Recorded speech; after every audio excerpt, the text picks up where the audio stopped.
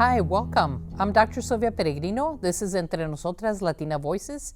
Today, my guests are staff members with the Center for Students with Disabilities. And so we're going to talk about some of the services here at the college and some of the upcoming events that we have. Welcome. Thank you, Dr. Peregrino. My name is Maria Lopez, and I'm the Director of Center for Students with Disabilities. I've been with the college for over 20 years. I have a master's degree in counseling, and I'm also a licensed professional counselor, and I worked with different individuals to include homeless, youth, and of course the last 20 years with students with disabilities. Glad to have you on board. And Mr. Sylvia, what's your official title and what do you do for the center? My name is Andrew Silva, and I'm the Recruitment, Transition, and Training Coordinator here at the Center for Students with Disabilities. So my background, I did graduate from the University of Texas at El Paso with a bachelor's in science and mathematics. Great. And so the reason that I invited you today was to talk about an upcoming event that you're hosting or sponsoring with diversity programs. Could you tell us about the White Cane event? What is that, and when is it coming up? Yes, so for the White Cane event, what we partnered with our Department of Diversity and Inclusion programs, also the El Paso Council of the Blind, they will be participating in this event. And we decided to host an event that will highlight individuals who are blind or visually impaired and bring awareness to the sighted world, the challenges that these individuals face. I know that I mentioned, when we were discussing this program, I had a roommate in college that was blind. And so, why is it important to have these types of events? Yes, that's a good question. It's very important to provide an understanding and awareness to the entire community, especially at EPCC. We want individuals to know that there are many individuals that have disabilities that receive services from our department and that they attend all classes. So from our department, the foundation is accessibility. We want to make sure that every aspect of the college is accessible for our students. And the more that we bring this awareness into the spotlight for the community, the more it helps those individuals. Tell us where the event will be held, and who is it open to everybody, or are only certain groups participating? Yeah, so we've had a lot of questions regarding the attendance for this event, and I encourage anyone that has the opportunity, or if they're interested, it's open to the public. It will be held at 9050 Viscount, the ASC Campus Building A. So that's right next to the Fountains of Farah, and we do start at 9 a.m. and we will run the program all the way till 1 p.m. The date for this? October 15th. October 15th, yes. Okay. We're going to have exhibitors that will showcase community resources that can help individuals who are blind or visually impaired. One of the organizations that we're looking forward to having will be the Puppy Raisers. So that's something that I think will interest a lot of people, especially dog people. The puppies, they're going to be brought in, and they're actually looking to have foster homes. And the individuals will have to take those puppies everywhere they go, because that's the initiation for those dogs who will soon be trained to be guide dogs or some service dog. Another agency that we're really looking forward to have will be the El Paso Mooses, and it's a blind hockey team.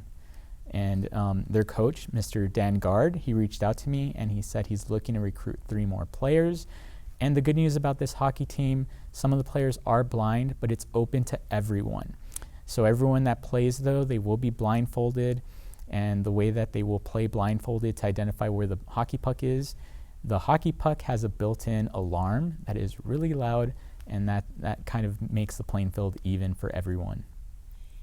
Wow! So now I want to go just to see the puppies and know about this hockey team that I hadn't heard of. So that's great that you're going to highlight these resources that some of us don't know exist in our community. So we're looking forward to that event. Besides that type of event, in general, what types of services does the Center for Students with Disabilities offer? We're going to be there also. We're going to showcase our services. We have the basic services, which is note-taking, tutoring, scribe, reader, test assistance. But for individuals with visual disabilities or blind, we do have technology like the JAWS. The JAWS is a program that can be used with a computer, and it helps you navigate without the use of a keyboard or the use of a mouse. We also have what is called the Ruby. The Ruby is a small magnifier that can enlarge text up to 13 or 14 times its original size, and it's portable. You can take it in your pocket. We have the Braille Blaster, which is a tool that works with a Tiger Max embosser that converts either written material or into Braille. So students that need books or articles or any kind of written material can have it brailled. We also have the ability to convert books into electronic books, electronic or digital. So students can have them in their computer, on a tablet, on a phone. We also have other equipment, like we have a large keyboard that's yellow with large black print for people with visual impairments, so that they can easily see the letters. And we have other equipment. And so that equipment, we allow the students that are our students to use it at the computer labs that you have or at the centers? That's a good question, because we do have individuals that always ask about our assistive technology. And the assistive technology is available for all EPCC students that do register with CSD. So they do have to have documentation to use that equipment. And I know you mentioned earlier, what if they need the equipment for home use? Yes. So that does happen sometimes. If a student needs that equipment while they're going to class, they're more than welcome to check it out and use it in class. However, if they need that to do, let's say, a homework assignment, or maybe they're going to go out of town for the weekend and they need that equipment, we encourage them to reach out to VRS, which is a Texas Workforce Vocational Rehabilitation Services, so that way they can see if they do qualify for maybe getting some type of assistive technology. And so what's the difference between, I know at the K-12 level, students with disabilities have an individualized education plan, but what do we have at the college level? Yeah. So what I make sure I let all students and parents know at the high school level as they're transitioning into college, here at EPCC, there is no special education. I make sure that parents and students understand that all students are required to do the same work. In K through 12, the laws that help students with disabilities out, it would be 504 and IDEA. And for any post-secondary education institute, we have 504 and ADA. So it's very important to understand that transition. There's a lot of responsibility that's placed onto the students. For one, they have to self-advocate now. So they're treated almost like an adult, regardless if they're transitioning to start an associate's or certificate, or even if they're going to enter the early college or dual credit programs. If they want accommodations, if they're seeking them out, they have to self-identify to our department. And from there, after they self-identify, they will schedule a counselor appointment with a CSD counselor. They fill out an intake form, bring in their documentation, and I always let them know there's two questions that they're going to discuss. It's what is their disability and how does it affect them in the classroom. By discussing those two questions, they're going to be able to get the best and most appropriate accommodations for them. And I know as a faculty member, sometimes I'll get information about a student and they'll require extra testing time, or for me to make an exam in larger font. What other types of accommodations do students get? Like I had said in the past, earlier, they get the basic, whatever is appropriate, note-taking, a reader, a scribe, tutoring. Those are the accommodations that they receive, or assistive technology. And you also mentioned that EPCC is unique when it comes to students who are deaf or hearing impaired. Could you talk about that? Yes, so for any student who is deaf or hard of hearing, what makes our institute unique is we have sign language interpreters on campus. In-house, yes. Yes, in-house that work with CSD. So for students, a lot of times if they go to other colleges, that institute would have to know ahead of time of that accommodation, usually maybe a week in advance, to schedule sign language interpreters from a third party. We have them housed here at EPCC. So if a student does need a sign language interpreter for the classroom, if they need a sign language interpreter to go to financial aid, for anything that is campus related, we can provide that sign language interpreter for them. And usually it's not just one, it's a team, because they will alternate between 30 or 15 minutes. Yeah. So that's a wonderful, see, I didn't know that, that we offered that here at the college. And would you provide interpreters if it's also like a student event? A student that needs ASL, American Sign Language Interpreting?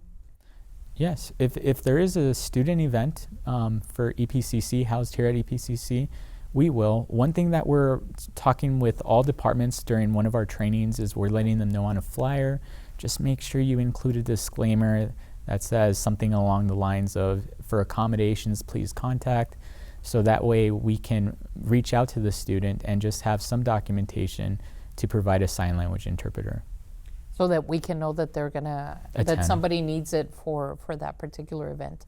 I know earlier we were also talking about types of financial aid that students with disabilities get. Could you talk a little bit about that?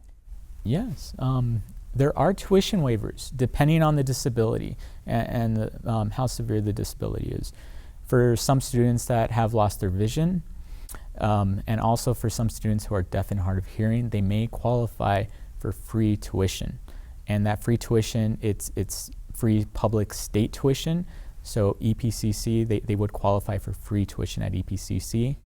And the reason they would qualify free tuition is because they're exempt because of their disability.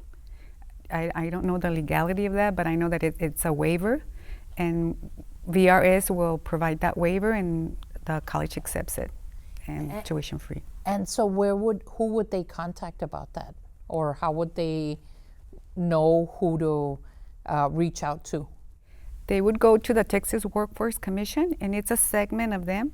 And if they go to any of our resource fairs and our, especially at this event that we're gonna have the white cane, the vendors will be there. They're not the vendors, exhibitors. They're one of the exhibitors, and they take your information and they'll call you back. They'll set up an appointment. They're very active with us. We do a lot of events with them because it's a big resource for the student. And I imagine maybe in our community we have a lot of diabetes, and so that often leads to blindness.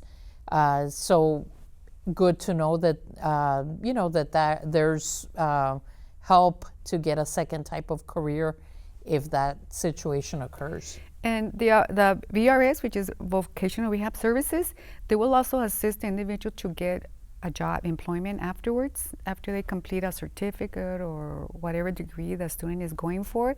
They will also assist in finding employment for these individuals. And I know I shared that in college there was a student that was in my classes that was blind, that later on I saw her at a restaurant, and we were able to converse, and now she worked for the federal government. She was independent and, was able to get a job after finishing her degree with the federal government. So usually the state is receptive, right, to employing people Absolutely. with disabilities? Yes, they are. Yes, because there are some cases where they're clients, and then they end up working for VRS. For the agency? Yes, for the agency. Well, that's great. And so what other groups are eligible for tuition waivers? It's the hearing impaired or deaf, the blind students, and any individual foster care. Yeah. And so, tuition is one thing. would there also be money for books or other, supplies if they needed supplies for whatever program they were in? Through VRS, yes, it's a resource that students should take advantage. I'm always talking about them. I'm always encouraging our students, whether you're blind or deaf or have any other disability, that's a great agency to have as a resource. As a resource. And so do they also work with veterans? If they have a disability, yes. Good to know. Any individual with a disability that's looking for employment or to go the educational route. What other types of events are you going to have in the future to educate the community about people with disabilities? We do have several events planned. One that I want to mention right now that we've started kind of planning for, it's going to be I know it's a long ways away, April 2023, but Lee from Diversity and Inclusion Programs, we've been talking about having an event that targets autism. I know he reached out to me last year, but we already had an autism awareness event. So we want to have one specifically for the college where we do provide training or we have communication regarding this event and how it affects students, because that's very important. One aspect of autism that I believe gets overlooked in institutions of education is communication and social skills. These individuals, they need more help when it comes to social interaction and communication, and it gets overlooked because some people feel that those skills are not important in college, but it's very important. Lacking those skills can cause individuals to drop out, to not succeed while they're here in college. So that's something we will have. In January, we will have 2 faculty development events. We will have one that reviews disability rights. So that goes over all the rights that our students in CSD that they have. And also we will have a training regarding autism. So we will have those 2 in January. And closer though, in October, I believe, 21st, I'm partnering with STEM Forte, both the EPCC side and the UTEP side. And I'm going to provide a self-advocacy workshop. And that's going to help all students self-advocate for themselves, because that's very fundamental for all of our students. They need to make sure that they have those skills on how to self-advocate for themselves. Why do you think it's important for them to have that self-advocacy skill? Yes, so without that skill, they won't be provided those services. Students have to self-advocate and seek out accommodations every semester. So it's not just done one time, but it's every semester. If they're going to register for the summer, they'd have to do that. If they're going to register for the fall or the spring semester, it's very important that they have those skills, because also if they're having problems with their accommodations, they need to come back to our offices so that way we can see maybe if there's an alternative that might work, or maybe in regards to testing, let's say if a student has 1 hour of extra time, but that's not working out for the student, if they self-advocate and come back, maybe we can look into giving them more time for that test. I guess the difference between K-12 and college is that in college it's up to the student to take the lead on that type of advocacy for themselves. That's correct, yes. And so I know we've talked about a lot of things. Is there something else that you feel that students should know about the centers? Yes, I do. It's really important for students to go register before class, because our services are not retroactive. The day you go in that's the day your services start, and sometimes we have students that come in mid-semester and say, I already took 2 tests, I didn't do good because I needed more time, but unfortunately we cannot go back. So the sooner you get in there, the sooner you register, because classes will get filled up really quick, and sometimes the counselors have to put the student in a class that's not so hard and a class that's hard, because if you put, depending on the disability, a student with 2 difficult classes, it might not be a good thing for them. So there's a lot of things that the counselors have to look at to make sure that students do get the best accommodation, reasonable accommodation that they can possibly give them. And I know we have a lot of campuses throughout the city of El Paso. Do our services just at one place, or? We're district-wide. We provide services wherever there is a class. I don't know about right now, but I know that in the past we had an auto mechanic class in Sunland. So wherever the class is, that's where we send our service providers. I know that you, as a faculty member, usually it's part of the Part 2 syllabus, and I know I put it in my Part 1 syllabus as well, that with your contact information at every campus. At every campus, yes. But they have to go and register, like Mr. Yes. Silva previously said. It has to be every semester. And do they need any type of medical documentation, or what would they need to register? They need some documentation from a proper professional. If it's a mental health, it can be a therapist, psychologist, psychiatrist, therapist. If it's physical, orthopedic, it has to be from an orthopedic doctor. If it's something like diabetes, physician would do. So the documentation has to be related to the disability. And living in our community that's very international and 2 states, can it be a doctor from Juarez or a doctor from New Mexico if maybe people live outside of, or if they're international students? Or The counselor would have to determine that, review it and determine it, but I don't see a problem with that if it's a licensed professional.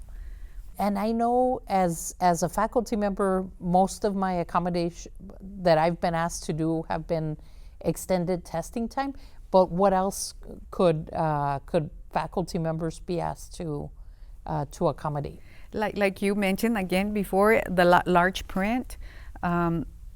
Basically, the for testing or note taking, or if it's an in-class support service, a sign language interpreter, you would have to apply for the accommodation, and just ensure, like, if you're if there's a sign language interpreter, there's some things that we suggest that you follow, and we also have workshops on how to face. The interpreters are going to be in the front of the classroom. They're going to be getting up and switching. If you talk to the student and not to the interpreter, and just to be aware that everything you say, the interpreter is going to interpret exactly as you say it. So there's some tips that we offer faculty depending on what kind of disability. And it always depends. In regards to accommodations, it always depends on the student. Let's say, for instance, I have 2 students that have the same disability. I always tell faculty and staff that does not mean they're going to get the same accommodations, because the accommodations, they depend on the individual. The disability does not define the individual. So also service dogs. You might see some individuals that do have service dogs. So in regards to service dogs and training, we do let faculty and staff know there are 2 questions that they can ask in regards to the service dog. Is this service dog because of your disability? That's the first question. And the second question is, what task or service has the service dog been trained to perform? So if well, obviously, I guess I could tell if somebody was blind, but if somebody shows up with a service animal, those are 2 questions that I can ask. Yes. So it just can't be like a regular pet. You're correct. So like an emotional support animal does not qualify. Those aren't allowed in classrooms, but you can ask those 2 questions just to kind of vet and make sure that that service animal is appropriate. And of course, there's only 2 types. It's either a dog or a miniature pony. Yeah. And Wow. we haven't seen one yet, but You they're haven't little. seen a miniature pony? And that's usually in the case of if an individual, the person handling the animal, they might be allergic to dogs. So the miniature pony would be a way around that. And maybe that's more like in a rural area where you be. And they live longer too, as well. And they're also better for balance, because some people also use them for balance, not necessarily for a visual impairment. This has been a fascinating conversation, because I think often as instructors, maybe we don't know a lot about the law or questions that are appropriate to ask. So good to know that if we have questions as faculty members, or even have students that maybe we think might need services, we can always refer them to you all. And that's my goal, to build that connectedness with our department and all the external departments at EPCC. I want to make sure that if there's questions, that we open those lines of communications. Is there anything that we haven't discussed that maybe you would like to add? Our college day, we used to call it Student Parent Day. We're looking to host it February 25th. And this is a great event and an opportunity for students and parents that have interest in college, that want to transition to EPCC, where we can showcase our department and the college. Yeah. And I think earlier you mentioned that not every program requires a placement test? Correct, like the TSI exams. So we do have some programs that we would call them a level 1 certificate, and all of our project hire programs that are allotted to those students, they're level 1 certificates, and you would not have to have a TSI to get into those. Yes. So good to know that students can come to you if they're trying to decide what their future career is. Absolutely. And one important thing is faculty do not provide any accommodations unless it comes from our office. If you have a student that goes into your classroom and says, I have this accommodation, we will notify you. It has to come from our counselors. I have told students that in the past because, I just want to make sure it's legitimate. It used to be like a green paper. Now is it a different color paper? It can be any. For testing accommodations, they'll send you an email. And then the other note-taking and all those other accommodations, you'll get a written notice, depending on if it's virtual or you're on campus. Well, thank you for your time. Thank you for being our guest and for telling us about all the great services that are provided by the Center for Students with Disabilities. Well, thank you for having us here. Yeah. I'm Dr. Sylvia Peregrino. This is Entre Nosotras, Latina Voices. We'll go ahead and provide that contact information for the Center for Students with Disabilities. Join us in the future where we'll be addressing other important topics. Thank you.